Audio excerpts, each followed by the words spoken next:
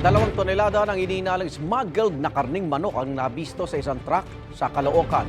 Delikado raw ang ganyang karne dahil hindi dumaan sa inspeksyon ng mga otoridad. May unang balita live si Bam Alegre.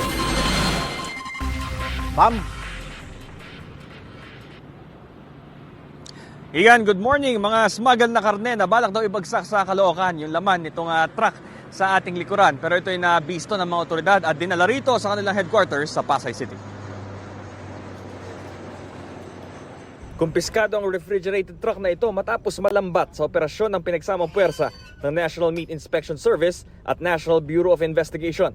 Nakita sa operasyon ng mga karne ng manok na walang mga kaukulang dokumento. Nabuksan na itong refrigerated na sasakyan, ito ang tumambad. Tinatayang 2 tonelada ng unregistered at hinihinalang smuggle na food items. Sa visual inspection ng mga operatiba, mga chicken breast ang nakalagay sa freezer.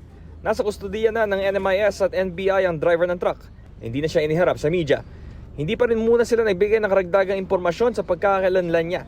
Ayon sa otoridad, kasalukuyan pa sila nagkakasa ng follow-up operation sa mahigit 40 tonelada pa ng smuggled na karne na nais ipakalat sa publiko. Malaking peligro raw ito sa kalusugan ng taong bayan kung aabot sa merkado ayon sa NMIS. Siyempre ito undocumented to.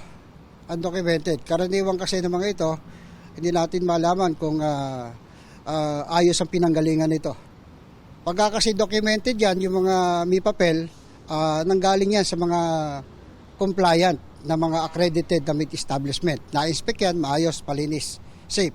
Pagka undocumented, karaniwan mga hot meat. Yan. So, hindi natin alam kung anong proseso, paano ini-handle.